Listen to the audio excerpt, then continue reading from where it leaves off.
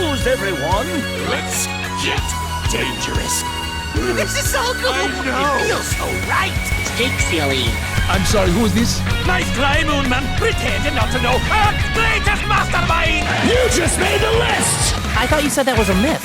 Just because it's a myth doesn't mean it's not true. If you all blindly follow my plan, we may have a chance.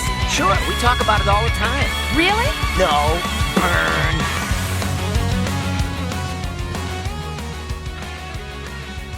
You know the drill. That's the long one. A lot of ranks talks, a lot of stupid trade discussions that you can skip past. And that's the show with Pat and Ian. Week 8 fantasy football rankings by position. If you're here live, dump your questions into the chat. We'll answer them as we go through the show. Got to smash the like and sub to Mayo Media Network if you want to ask those questions. However, if you're here after the fact, you can dump them in the comment section and you can jump around by the time code to get to the position that you want to get to. Ian and Jake are here from theathletic.com, from fantasylife.com. We are using Ian's rankings. Ian, not much you really had to tailor outside of Nico Collins after trying to send. Usually on Monday night, you get screwed over somehow by an injury or something happening. Not so much this week, outside of that one thing. About to say, only one this week, man. Can't be feeling too bad about that. Also had the 6 teams on bye Mageddon coming up. So a few less players to get in there as always, but I'm sure that's not going to stop you two from barking about, the few discrepancies we do. No, 100%. There'd be no show. Yeah, so I'm getting ready. I actually with the 6 teams going on by, you release your waiver column on The Athletic. Who are you trying to target in some of these deeper leagues? Deeper league? Well, I mean, there's a lot of options that are, even 12 team. You're going to have to look at Monangai and potentially start him. You could look at Algier as in that he's been sitting on waivers all year long, and you're going to have to start him. Gainwell, like all these split backfields. But outside of that, the deeper ones would probably be more like Brashard Smith, and I'm sure we'll probably talk about him at running back because of what happened last week. His role depended on Kareem Hunt, also a lot that happened late. And then wide receivers basically where you're going to be digging the deepest. There's names there. That's why I paused when you said deeper, because like Tez Johnson and Jalen Noel are big names that like even in 10 team you might have to start because of the buys, but because of the injuries in front of them. All right. Everyone, if you're watching this on X or even on YouTube, go to X and share this show around. It's streaming live over there this week because I'm at home because I have a chiropractic appointment in like 5 minutes after the show, so I need to be close. Obviously, the spread show coming out on Tuesday evening, so please go tune into that. Let's start with Ian's running back rankings for week number 8. Ian, at the very top, you got Bijan Robinson, who could not hold a candle to Christian McCaffrey last week. This week, you say he's going to be better. Jonathan Taylor, Josh Jacobs, A-Chain, James Cook back off his bye week. Ditto with Derrick Henry, with Lamar expected. We're still going to guess that he's back. He didn't practice on Monday, though. But Lamar may be in. That's how we're going to do these rankings right now. Saquon, Javonte Williams, Scadaboo. That's the top 10. Quinshawn Judkins, Rashad White, DeAndre Swift, Jordan Mason, again, assuming that there's not going to be Aaron Jones back this week, J.K. Dobbins, Breece Hall, Jalen Warren, Chase Brown, Alvin Kamara, Ramondre Stevenson, Isaiah Pacheco, who scored a touchdown for the first time in, 18 years last week, Ja'Cory Krosky Merritt, Kamani Vidal, Rico Dowdle. With 6 teams on bye and injuries, Ian, how deep are we going here before you're like, you're going to have to start all these guys? Where's the line this week? Probably right around DeAndre Swift. Again, you mentioned we'll find out what's going on with Aaron Jones. By the way, between Aaron Jones and Calvin Ridley, can we get one update on these dudes other than just, official practice, designations? I have tried to comb the internet, guys. Cannot find anything. But that is about the point it starts to get rough for me. So, again, no Aaron Jones would be feeling better about Mason. J.K. Dobbins has a good matchup against the Cowboys as well. So, I wouldn't say you shouldn't be confidently starting him, but just only so much you can be, expecting from anyone looking more so at 15 carries without much of a pass game role. Jake, as you pointed out, Monangai might end up being a starter. I think on Ian's list, I would probably go all the way down to 28 at Chuba Hubbard. That's probably my cutoff line. If I had to start Chuba Hubbard, I wouldn't hate it because between he and Daddle, they'll split. He'll get some pass catching work. It won't be a 0. After that, you're starting to deal with some 0 guys potentially. I think there's a few more that you're not getting, in my opinion, you're not getting a 0 from Spears at this point. He's already up to 40% of the workload. Monangai is stepping in. I don't expect the same success we just saw, but he's stepping into the Montgomery role where he's going to have probably, I would say minimum at this point, 25%. So not a great 0. Tracy's usage was interesting. It was basically all in the second half, and a lot of it was when they were up 19-0, and then it kind of trickled back down as the game started coming back into contention. So I don't know. I would go a little bit further. Like, I would loop in Spears and Monangai, and if Rashard Smith gets Washington with no Kareem Hunt, if you're desperate, he won't get you a 0, but you're definitely right in that range. The Hubbard thing is, I actually think you can push him a little bit higher because he's facing the Bills. Maybe they come out and similar to the Ravens, maybe both of these teams coming out of the byes and they fixed all their issues, especially on defense, but we know how terrible the run defense is for the Bills, and it was a 50-50 split, essentially. I mean, it was like, 53-47 or something like that, but I have no problem with Hubbard. I would actually push Hubbard above your and my most hated player. I would play Hubbard over Tony Pollard. Yeah, Tony Pollard's an interesting one now because you have him at number 26, Ian. And because that's getting closer and closer, you have Spears at number 31 for context. That it sucks in a week like this. You're going to have to play him. I really wouldn't want to play them. Oh, absolutely not. But the problem is, I mean, these are guys fairly interchangeable. So as much as we try to fit them into, this early down, pass down bucket, I mean, we saw last week, Tony Pollard wound up, effing around having 6 catches, actually only got 3 from Tajay Spears. So the whole offense is a dumpster fire. I mean, Cam Ward flashes here and there, but he's also dropping the ball, mid-throwing motion in back-to-back weeks as well. So honestly, guys, any Tennessee Titans start sit question, just do yourself a favor and take the other guy. Yeah, I mean, Jaden Blue against Detroit. Jaden Blue looks really fast, Jake. I mean, that's the part of the appeal is that he's explosive, and then he would be a complimentary piece. But the Cowboys seem to hate him because they barely use him.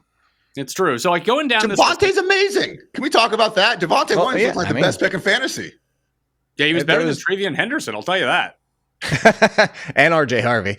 It's like we all joked about it and said, maybe this is the last gasp effort for Javonte Williams. The interesting thing was we talked about the preseason, and it said like the fact that the Cowboys got what they got out of Rico Dowdle, who actually even looks better not on this team, but they got what they got out of Rico Dowdle and then said, all right, goodbye, go get $2.5 million. We're going to bring in somebody who hasn't shown anything in 2.5 years since his injury.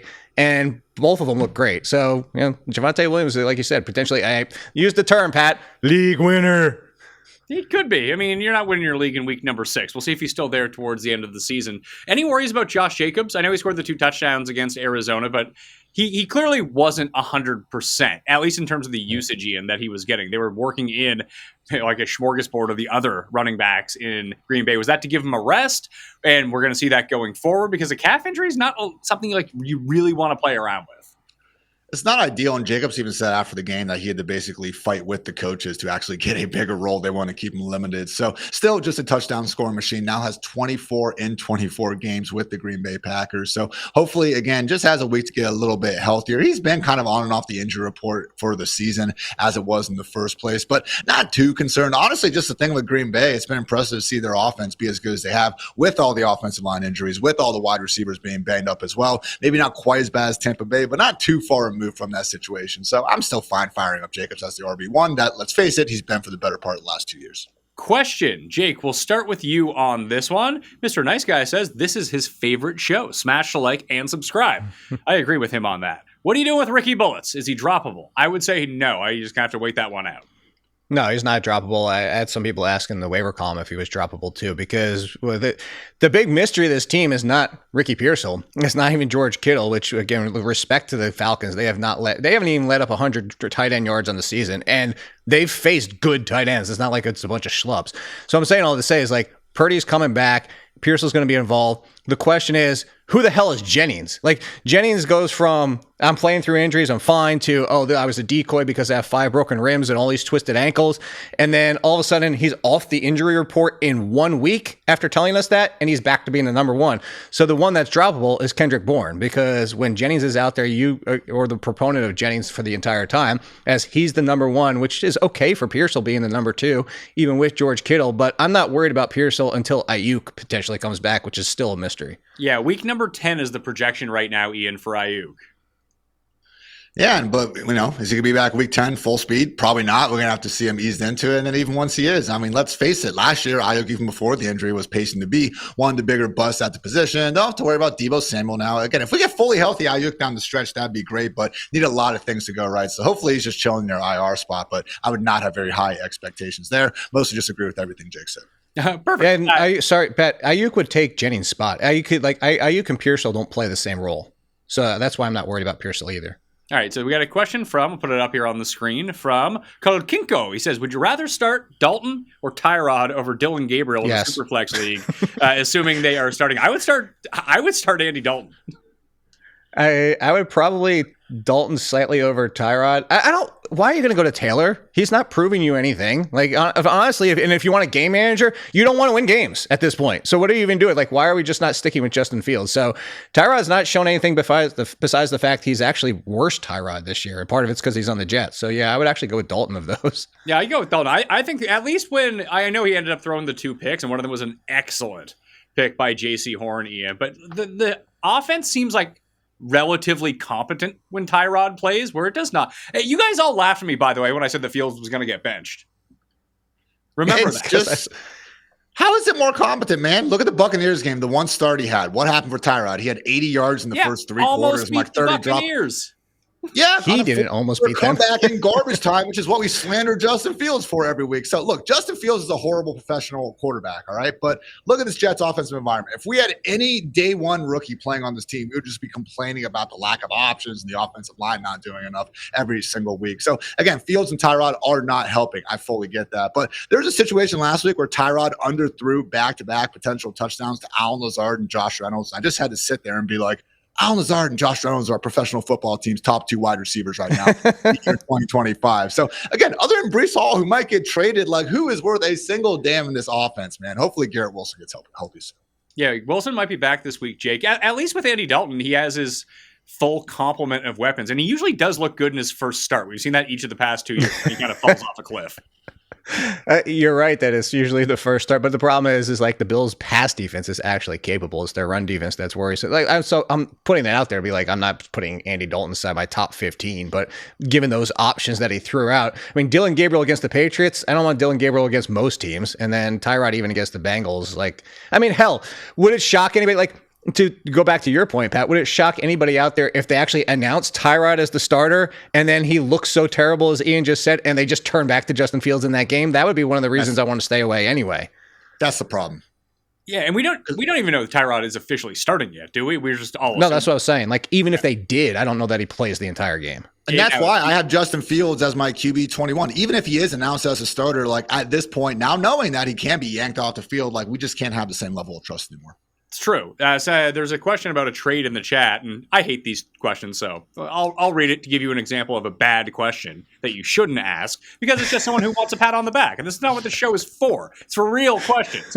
I've already traded Nico and Genti for Bijan and Shaheed. Did I overpay? No, you didn't overpay. That's why you put it in the Pork chop sandwiches. chat.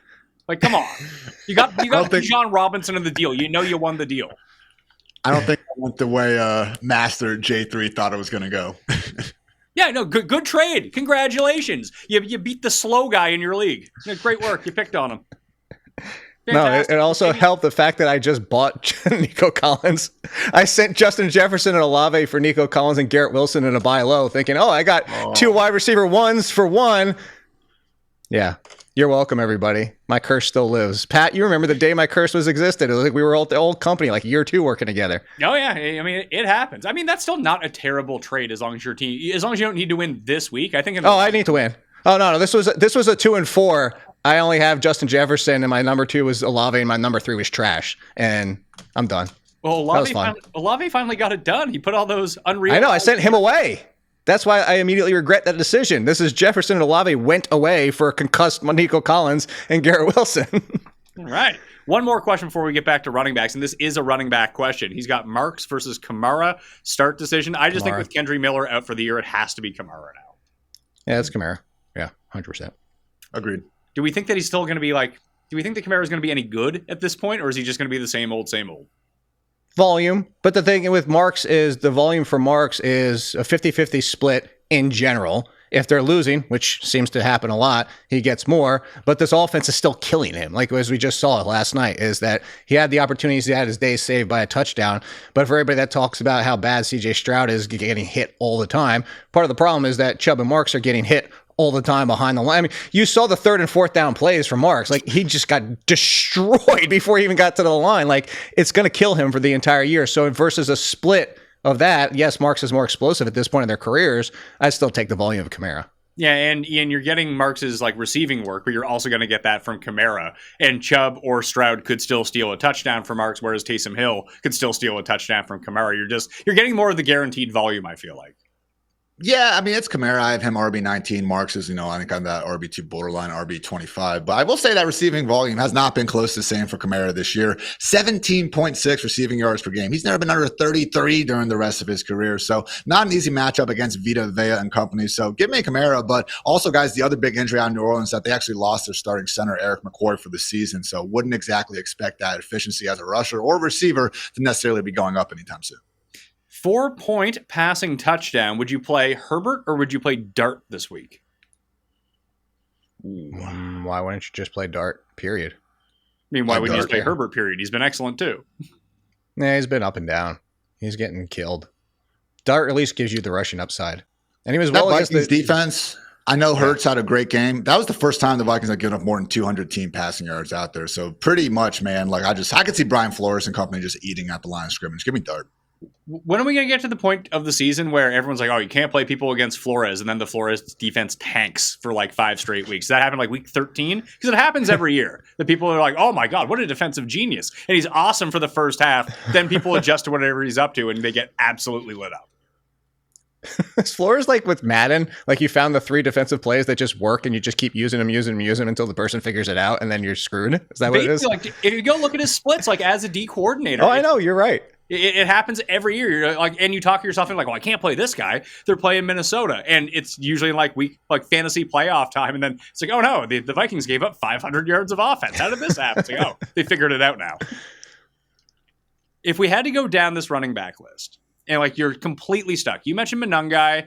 It seems like from your rankings, because you have Brashard Smith at number 30, Ian, that would be like sort of your absolute flyer that's probably widely available. If you had to go deeper with more widely available, like where would you go here? Because I have one pick. Man. I have one too. Desperate. I would say Justice Hill, someone who's actually given us some good stuff so far. If you actually look at PPR points per touch, I think he's the most efficient running back in the NFL in a situation too, where I hope Lamar Jackson's going to play guys, but it could be a situation where his defense still sucks. And we see kind of what happened there in the first 5 or 6 weeks of the year. And that's the Ravens getting these more pass happy shootouts, less Derrick Henry, more Justice Hill on the field. So again, this is a deeper call for sure, but hey, Justice Hill been efficient, probably going to get between 6 to 8 combined carries and targets. We are dumpster diving here. Jake?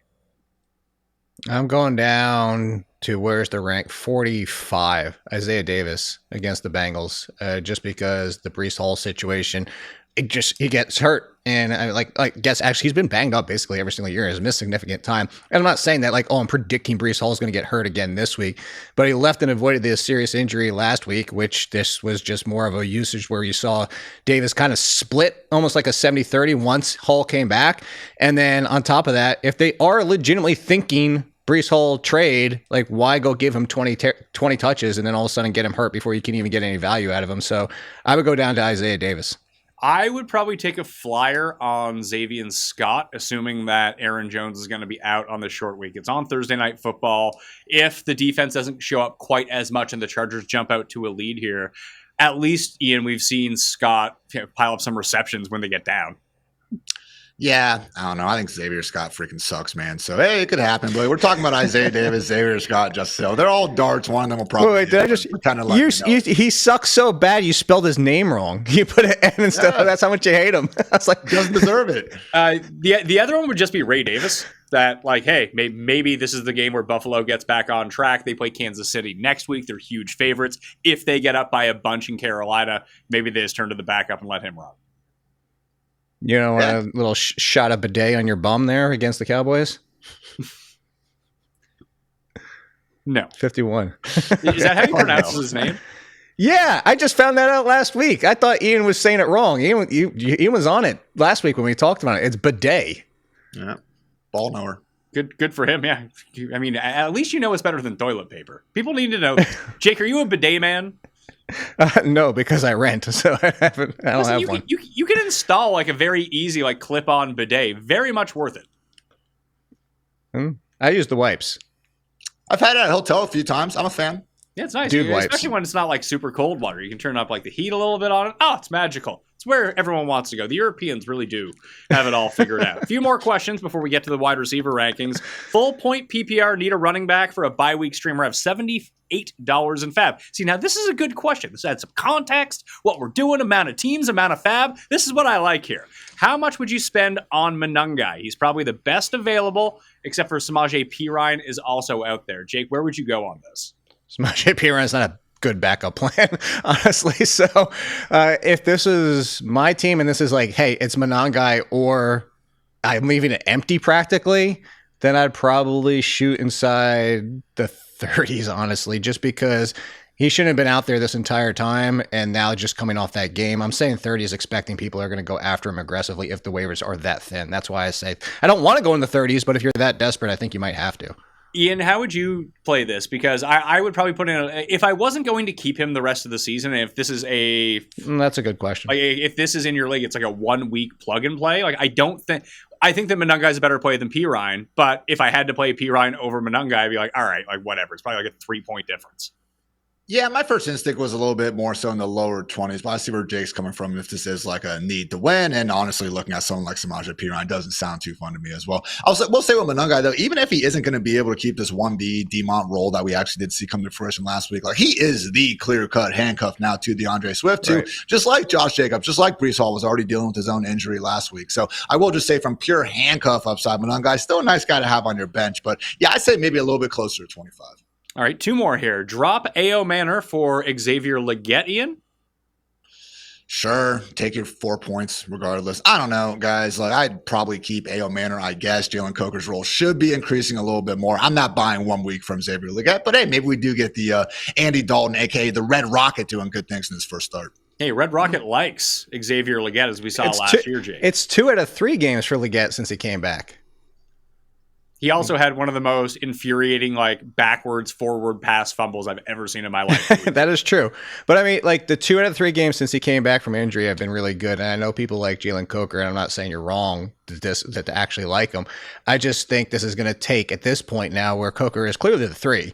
He can play outside, but the entire thing leading up to this about the Renfro talk was that Legette was healthy. Coker's role was going to be stepping into the slot, which we really wouldn't want on the Panthers. We don't want a third option on a lot of teams, let alone the Panthers.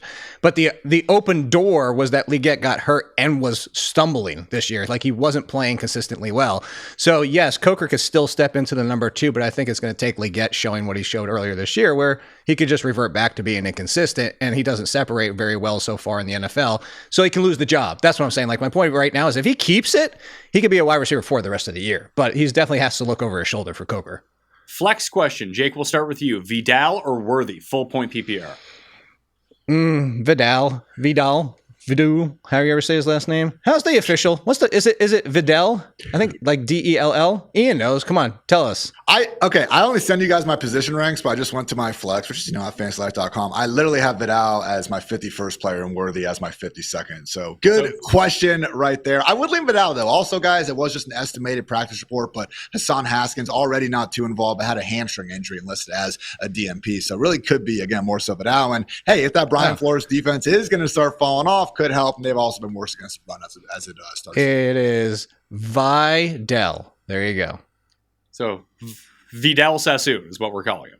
You can call him that, but it's VIE, the heavy enunciation. Vidal. These people and their names. Like, get it together. Just say it like it's pronounced. I'm not out here saying my name is Pat Mal. Well, hold on. Here's the better part of it. His first name's not even Kamani. It's Kimune. It's M-U-H. Like a nickname? Or is that just like I no, know it's this one's easy to say. I'll use this. Mooney. Like Mooney, almost, basically. You guys want to complain about names? I've been called Tits like my entire life, all right? I mean, you want to talk about someone that has a rough. Come on. It's a good nickname. It's a pretty good nickname. And it's in your name. It's not like they're mispronouncing it. It's fine. I'm not complaining. I'm just saying. It's the reality. Keep loading up your questions. You need to be a sub to Mayo Media Network in order to ask them. Smash the like, and we'll get to the wide receiver rankings and all the other positions right after this. Now that I'm old, I've had to come to the fact that I just don't bounce back the way that I used to. I don't wake up in the morning feeling normal. And now that football season has started, that is absolutely unacceptable because I got work to do in the morning and I got kids that are waking up. It's no good. But that isn't a problem anymore because I found ZBiotics Pre-Alcohol. The ZBiotics Pre-Alcohol probiotic drink is the world's first genetically engineered probiotic, invented by PhD scientists to tackle the rough mornings after drinking. Here's how it works. When you drink, alcohol gets converted into a toxic byproduct in the gut. It's a buildup of this byproduct, not dehydration, that's to blame for the rough days after drinking. Pre-alcohol produces an enzyme to break this byproduct down. Just remember to make pre-alcohol the first drink of your night. Drink responsibly, and you'll feel the best tomorrow. Go to zbiotics.com/PatMayo to learn more and get 15% off your first order when you use PatMayo at checkout. ZBiotics is backed with a 100% money-back guarantee, so if you're unsatisfied for any reason, they'll refund you your money, no questions asked. Remember to head to zbiotics.com/PatMayo and use the code PatMayo at checkout for 15% off. For over a century, Johnny Walker has shared its bold spirit with the game of golf. Now, crafted with Devereaux Golf, Johnny Walker introduces the Johnny Walker Blue Label-inspired Sunday Golf Bag, elevating the game with sleek design, Blue Label hues, and refined gold accents.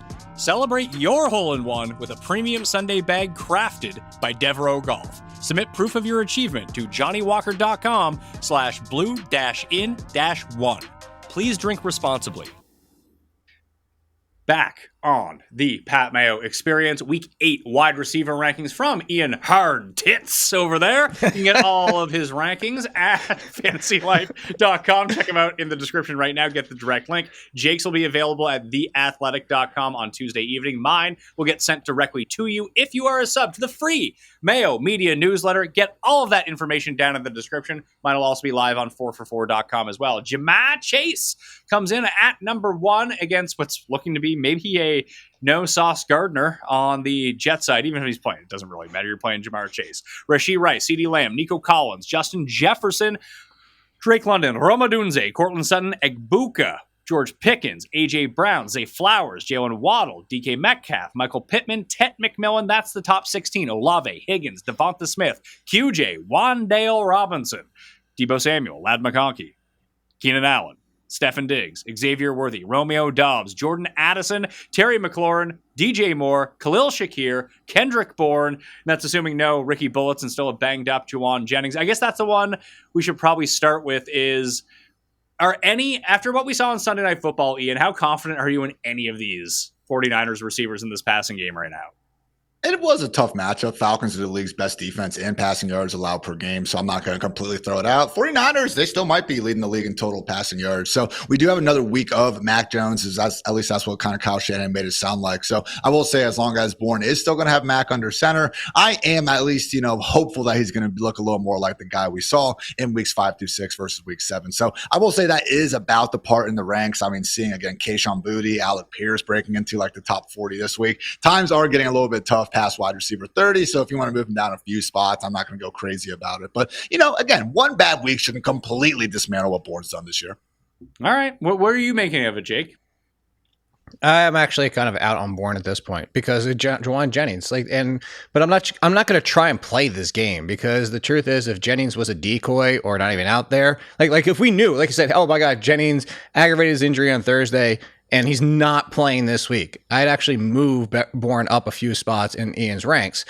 With Jennings playing, I'm going to play Jennings over Bourne because he's been the one, whether or not it's been Mac Jones. And there is a connection between Mac Jones and Bourne. It's undeniable, but it wasn't there last week because Jennings was doing Jennings things where he actually looked healthy. And that's the biggest question. If Brock Purdy's back, I think that just throws another wrench in this. And all I'm saying with this entire equation is that Pearsall, if back, is the only one I would trust outside of George Kittle. I would not try to play the the Jennings Bourne game, despite the fact both of them have top 25 upside. I would try to avoid it. What are you doing with the Buccaneers wide receiving core now that Mike Evans is likely out for the year? I'm going hard after Teddy Johnson. Yeah, I think that's a good call. Again, obviously, Emeka Ibuka, top 10. Thank God, by the way, the hamstring held up. He honestly could have had a big game. Baker was pretty far off that entire evening. But no, I think Tez Johnson is the man. Remember, a lot of people love Tez Johnson, but then he ran a 4.51 instead of a 4.49. So everyone pretty much jumped off that ship back in March. But this is a dude that put up some numbers at Oregon. Honestly, just seems to create separation at will out there. So it would be Tez as the number 2 option for me, followed by Sterling Shepard. And then, of course, we got Cameron with a K, Johnson. So I guess Chris Godwin isn't going to be back anytime soon. Just an unfortunate situation there. All right. Well, Jake, I want to ask you about Jordan Addison, who's basically been as good as Justin Jefferson in like each of the past 8 games that they've played. Well, so part of it was matchup last week, 2 number 2s and 1s to the degree this year, but number 2s have just been destroying that defense. And that was an Addison situation. I think Addison is what Addison is like Jefferson and Addison are both playable any given week. Although now it sounds like Wentz might even be questionable for this week as well, which means they turn to Broseph. Yes, Broseph.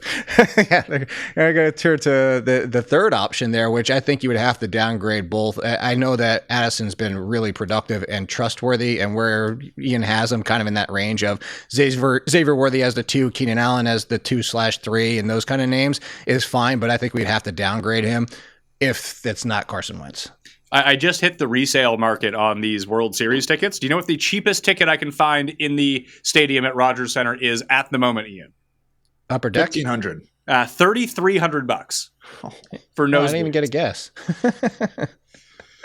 It's going to be a tough scene for me. Spending like what if you're is it 5 digits if you're in the hundreds?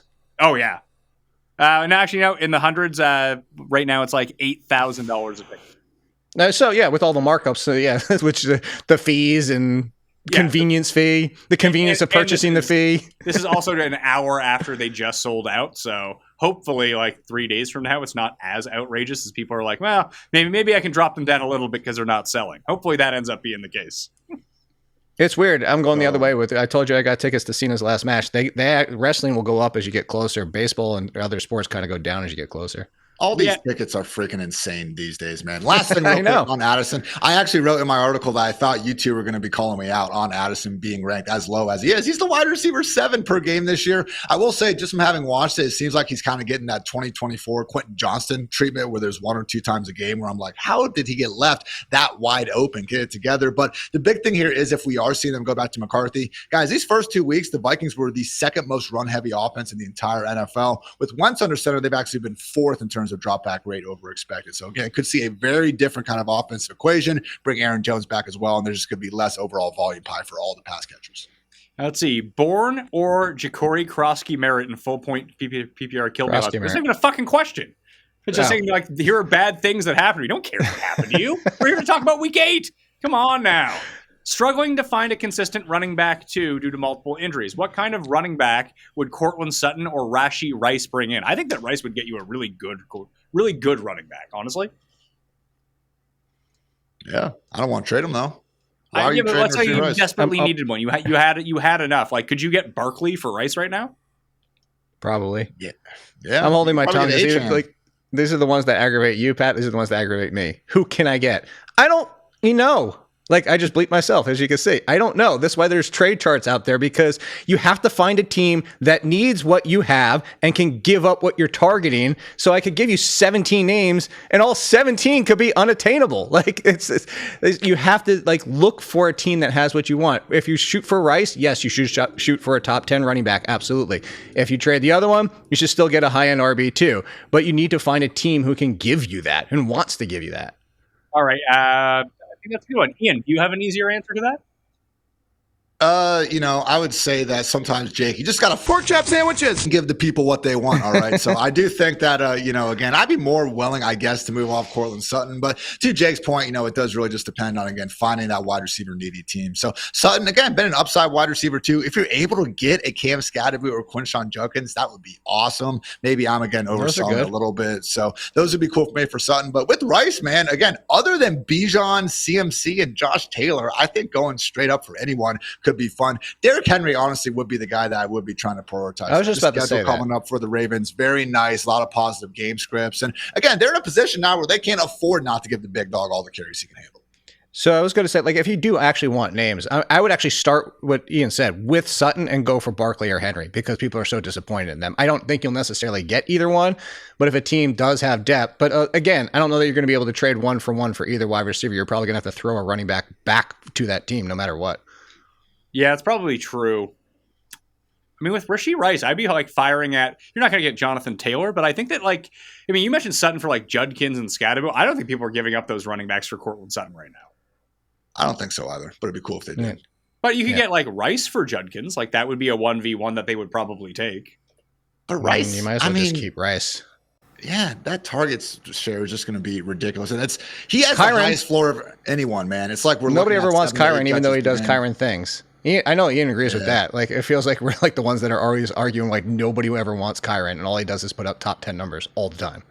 Well, let's get to the rest of the wide receiver rankings because you're going to have to dig deep with 6 teams on by and all of the injuries that are going through it. So at number 33, after Kendrick Bourne at 32, it's Shaheed. My main man, Kayshon Boutte, back-to-back weeks. Do not like him this week against a fierce, ferocious pass rush from the Cleveland Browns. Keon Coleman, Alec Pierce, Matthew Golden, Juwan Jennings, Darnell Mooney, Sterling Shepard, Marvin Mimsah, Troy Franklin, Jerry Jeudy, Ao Manera, Leggett, Josh Reynolds is up on that list as well. Tyquan Thornton, Alan Lazard. We're assuming that Garrett Wilson's going to be back, right? We're assuming it. They have a week 9 bye. I think they probably let him get healthy through that. So would it be like, would you, how, like at a 10, Ian, how comfortable would you be starting any Jets receiver? 1. Outside of Garrett Wilson? Yeah. Like if Garrett Wilson fits this week. 0. You don't start any of them. Like you'd rather start DeAndre Hopkins instead? At least I could possibly get a random touchdown, yes. It's funny because we mentioned Nico Collins and the concussion. Obviously, Mike Evans was the big injury from Monday night, Ian. Totally forgot. Yeah. Yes. I did get that updated. So, yeah, man, that one was obviously brutal. So they did say maybe get back by the end of the year. So a couple 300-yard games away from 1K. We'll see what happens. To that point, that's one where like, and I know this might change because we always change our rankings, so I don't know if Ian's going to possibly change it, but that's one where I would put Tez over Shepard. Tez stepped into the number 2 role and Shepard stayed as the number 3, and Tez, I think, is a good comparison for what everybody might think and haven't watched him. And oh, by the way, to your point earlier, Ian, what a shocker that the 40 is overrated at the combine, and people should just pay attention to what these players can do, because he's essentially, and this is what I did a little clip for The Athletic, is picture Tank Dell on the Buccaneers. Now, I'm not saying he is Tank Dell yet, but people will be going bonkers for Tank Dell as the number 2 on the Buccaneers. He is basically Tank Dell, and that's why I would have him higher, because I'm going to shoot for that upside. I would put him in my ranks up like with an Alec Pierce, who it takes 2 or 3 catches, 2 or 3 targets, hell, and you can end up with 80 yards and a touchdown. So that's why I would go Tez over Shepard for the upside there. Okay. If we're going down deeper, like we do need someone, if you had to pick one of the Washington guys, do we think that it looks like Debo will be back? Do we think that McLaurin plays? I'd like to think so. They're going to have extra time ahead of this Monday night kickoff. But that said, because it is a Monday night kickoff, if it's going to be a game time decision, you are got to be prepared. So I lean more towards, I would say, Jalen Lane. He was already kind of getting some shot plays earlier in the year. I think he's flashed with his opportunities. But between him and Chris Moore, maybe even Luke McCaffrey, it is a bit of a toss-up situation. So again, in that matchup, I guess Jalen Lane. Jake, do you have a feel for it? I have a feel it's whoever's out. So the one thing that we've watched, and actually hit up Ben Standig, who covers the Commanders, and it's one of the things is it's Chris Moore is this goes back to like the 49ers when they used to have injuries. Chris Moore is the McLaurin replacement. Lane is the Debo replacement. So that's good. So if we get McLaurin back and Debo doesn't come back, Lane would be the biggest beneficiary. If Debo's back, then Moore would be if there's no Terry McLaurin. But to Ian's point, if they're both out, or if I'm even just taking a risk at the third wide receiver with McLaurin and Debo both playing, I would go for Lane, similar to my argument for Tez Johnson. Lane just has the higher ceiling. Oh, here's a terrible question for you that I know that you hate, Jake. Would you rather sell Judkins high or roll with him the rest of the way? Do I have a red hat? I don't have a red hat. I'm going to keep rolling. Let's get your MAGA hat off, Jake. Look, it's in a pristine case. I can't touch that. Like, yeah, if you get Jonathan Taylor for him, sure. Like, again, you have to give some context to what is sell high. That's not even like, should I trade him for X? That's just like, should I trade him? Yeah, just trade him for nothing. Just pretend like you really cashed in. I don't know.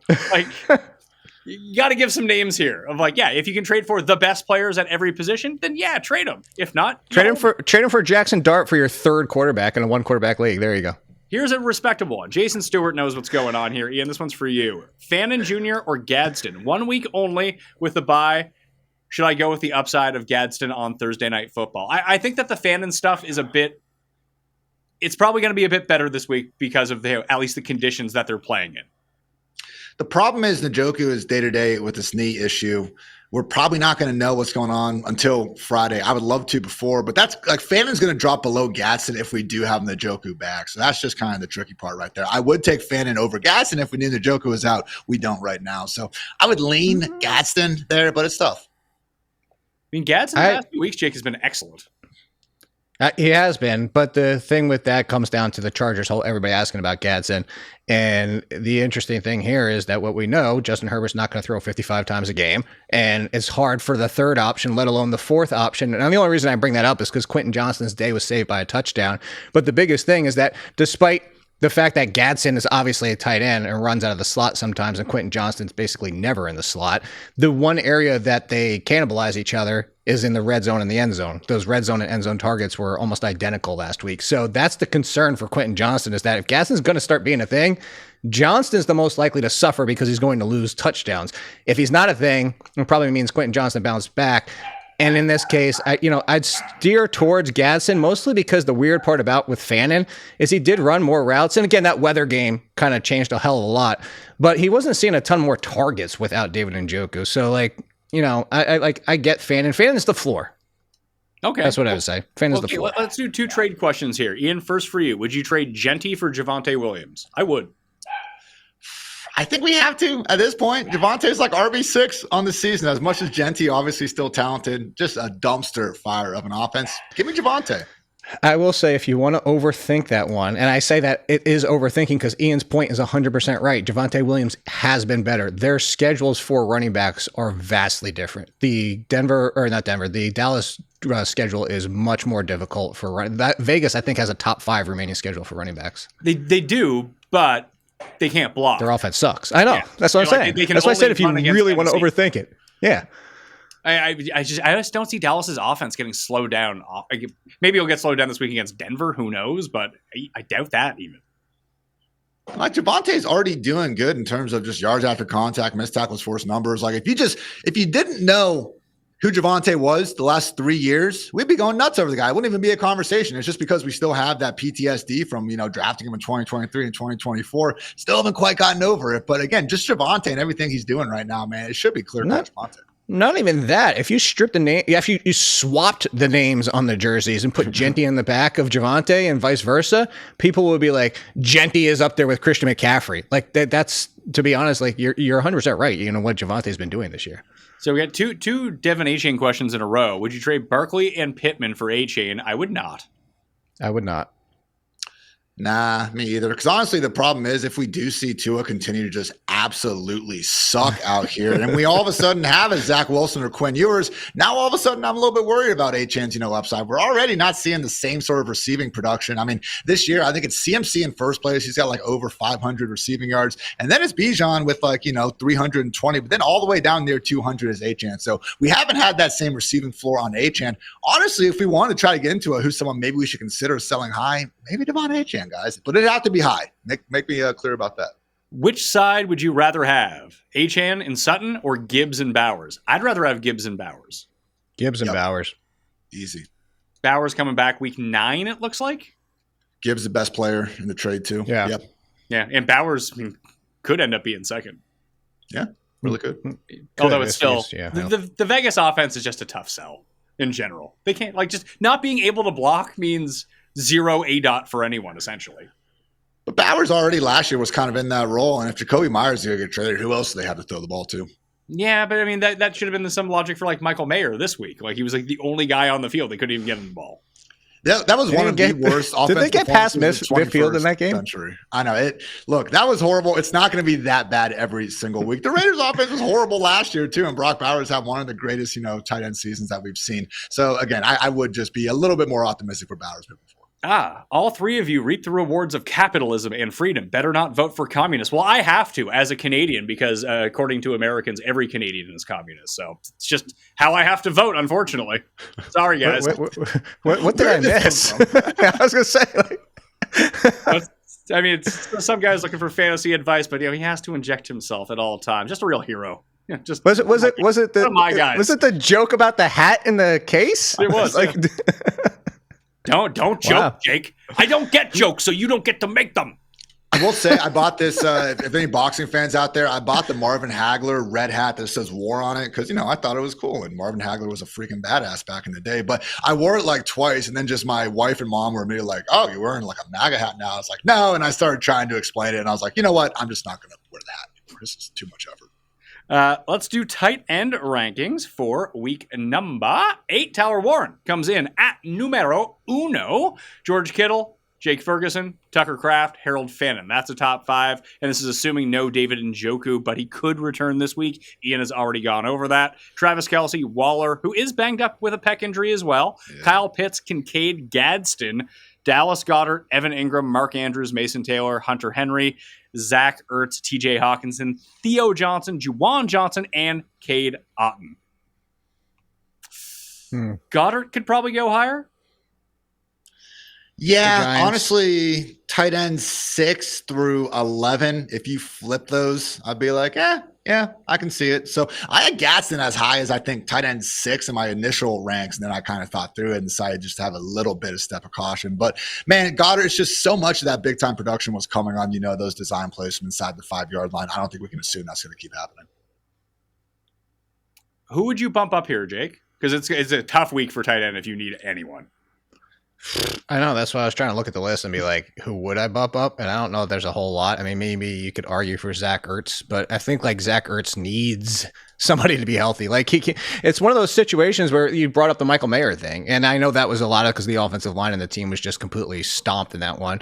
But tight ends, especially Ertz part of his career now where he's at, some of these tight ends like Fannin, they can't really step up because they still need somebody to pull some coverage off because they're tight end. They can only do so much. So you can argue maybe Hurts. You could argue Mason Taylor if it's Justin Fields. And I said, yeah, if it is Justin Fields and they do have Garrett Wilson, I would want Garrett Wilson out there. But I mean, you're throwing darts here. I think it's a slim week and I don't want to throw it.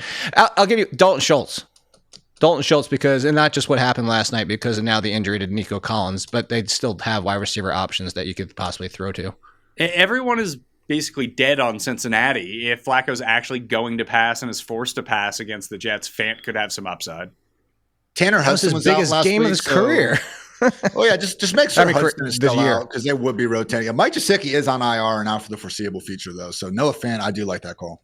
So the only other one I can really think of, I mean, if Kmet is out, maybe Colston Loveland and Baltimore's defense still sucks. Yeah, I could see that one. Maybe without Kendra Miller, we see Taysom Hill's package increasing out there. Weird things have happened. Oh, phrasing.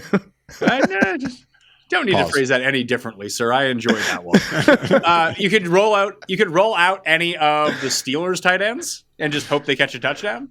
They probably will. This is gonna be the week where they combine go 2 for 18 just because of what happened last week.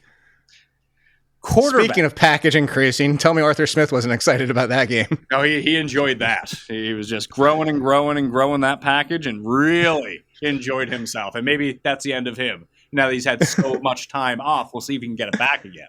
We got some quarterback rankings. Josh Allen's at number 1. Lamar is at number 2. Because I saw that he didn't practice on Monday. I don't even know what that means really because it's not like the game is on Thursday. Does anyone worry that he's not going to be back? A little bit. Not until Thursday. They had other guys, though, like Roquan Smith and some players who had been missing time practicing on Monday. So that would just be my one cause for concern. I'm not going to freak out right now. He is in the ranking after all, but not ideal, fellas. I will say that. So No, it's it's not. Allen, Lamar, Mahomes, Hurts, May, Prescott, Mayfield, Caleb Williams, Daniel Jones, Bo Nix. He have 40 fantasy points, Bo Nix. Jackson Dart, Herbert, Purdy. Do we think that Purdy plays? Because I don't. I think we're going to see Mac Jones again. He sounded like he was getting close last week. Feels like No, we had the he's been getting Shanahan close for presser. ages. I probably should get Mac Jones in there. And with that, I'd bump Mac Jones down maybe 2 spots. I think it's a toss-up between him and Flacco. I played Love over the 49ers QB at that point, so we'll see what happens. Other than that, who do we? I went to the mat for Aaron Rodgers last week, Jake. That worked out well because he threw a zillion touchdowns, so that was great. Yeah. But Kudos on that. if we have to go to pure streamer mode here, so beyond Marcus Mariota, who's probably starting in spot of Jaden Daniels, from CJ Stroud down, if you had to take a flyer on one of those guys, who would it be? Penix, or potentially we might get Kirk Cousins. Yeah, I wish Penix wasn't dealing with that foot issue. Otherwise, this would have been the smash spot. Well, his hand for it, too. so. Yeah. That's why. Gosh. So if we could get a Kirk Cousins game. Probably, oh man, without Nico, I can't keep behind shot. Oh, it'd be Marcus Mariota, assuming Jaden Daniels is out. We've actually seen Mariota. He said beyond Marcus Mariota. I listened. Come on. Come on. I was sneezing. I thankfully got to my mute button this time. But maybe Spencer Rattler. I will say that, guys. Spencer Rattler, better EPA per play this year than each of the last 4 number 1 overall picks. We got Olave, we got Shaheed, we got a Buccaneers defense that usually forces teams to pass. So they don't want to deal with Vita Vea's fat ass up the middle. So I do think Rattler, again, could be someone, if we are going past Mariota, he would be my pick. Potential, rebound game for the Bucks, but maybe this is just the start of their descent. They're starting to lose everyone. They're going on the road, division game. It's very easy to overlook this New Orleans game, but you're getting Tampa, who they just kind of got the crap kicked out of them. Although they did run what was it, Jake? Like a 47-yard drive that ended in no points in the fourth quarter of that game. Watching it was like, oh my god, this can't keep happening. I was just like, is this game going to end? I think Rattler's not a bad shout because the Bucks run D is really good. The pass D isn't very good, and Rattler just seems to find his way to 240 and 2 touchdowns every week. Well, that's the thing. That was his first. He only had 2 interceptions, right, going into that game, or was it 3? Yeah. And that was his first really bad interception game. So Rattler would be okay. I'm surprised you're not just bringing up your boy Andy Dalton. I thought that's where you were going to go, Pat. I think that Dalton's a fine play. You do worry about the floor of Dalton that. We kind of saw this with Browning, too, is that you have this vision in your mind of what they were the last time that you saw them, but they might just suck now. Well, let me ask Ian. I'm going to ask the Pat Mayo question. Where would Kirk Cousins slot in if he was starting at home against the Dolphins? Ooh, man. I'd start Rodgers, probably ahead of him still. Probably right ahead of Tua. I think I would go with him over Rodgers. If the Packers don't do everything they possibly can to murder Aaron Rodgers, I'd be shocked, especially coming off that game where they barely beat and I know they got stuck on a tarmac for 6 hours and blah, blah, blah, blah, blah, but it's still the Packers. You going to start Cam Ward in your points per just randomly dropping the ball league? Crush it. Number 1 quarterback. Defenses for the week. So I have 4 streamers to look at here. Baby. 5 streamers, actually, to look at that are all below 25% owned. Because I think that you know who you're playing. Like if you have the Patriots or the Colts or the Falcons against Miami or even the Chiefs against Washington in a backup, Buffalo against Carolina, even Denver against Dallas. I don't love that one, but there's going to be a lot of throwing in that game. That's probably the route that you want to go. Even the Giants and Eagles, both sides of that ball. The Packers are all probably pretty good starts. But if you do need someone to go pick up, how do you feel about these 5? Atlanta at home against Miami, the Bengals at home against the Jets, the Niners at Houston, Dallas at Denver, and the Jets at Cincinnati would be my 5 preferred ones under 25%, when I think there's 12 defenses under 25% owned. Ian. I got Falcons as number 1. I think you nailed that, 19% ESPN. I think if Lamar does wind up being out, the Bears are very live. They're only rostered 17%. Yes. Bears have forced the most turnovers in the league this year, actually, surprisingly. Jaguars are 2. Ben Johnson, Liam Cohen, defensive masterminds, as we all were saying. And then also, guys, coming off the bye, the Bills are actually available in they're only rostered, I should say, in 38% of leagues. So as much as we all love Andy Dalton over here, I get it. I do think the Bills getting healthier coming off that bye would be my 3rd pick. Any for you, Jake? I was going to bring up the Bears. So I stole that one. I think the Falcons, are the obvious play. I'm trying to think if there's anybody else. The Bengals just feel like that's trappy. Like, it's going to just be like either really good because it's Justin Fields and Tyrod and turnovers, or it's just going to be the fact that the Bengals defense is just still trash. So 25%, I don't know you're going to find anything else to get. 49ers against Houston. They were number what? They were number 3 on that list. Atlanta, Cincinnati, San Francisco. 1, 2, 3. I know you gave out 5. That's what I was saying of your list outside of the Atlanta one, which seems to be the obvious one. Watch, Atlanta's going to be the one also. Everybody picks in Survivor this week and then gets upset. That would be hilarious if that happened. Right? My Tua revenge game against the world.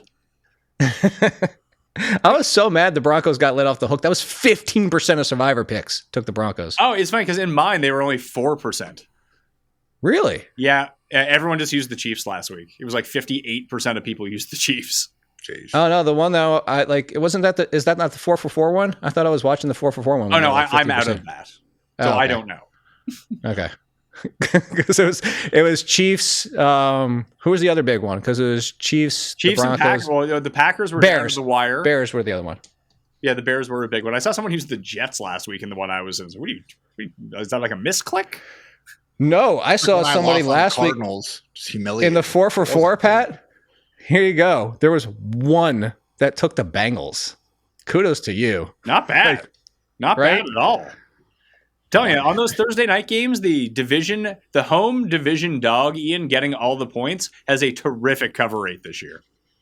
I bet, man. No, that was a fantastic pick there. Joe Flacco, I'm just so happy that he has these Bengals looking good again. Thank God we don't have to watch Jake Browning for the foreseeable future.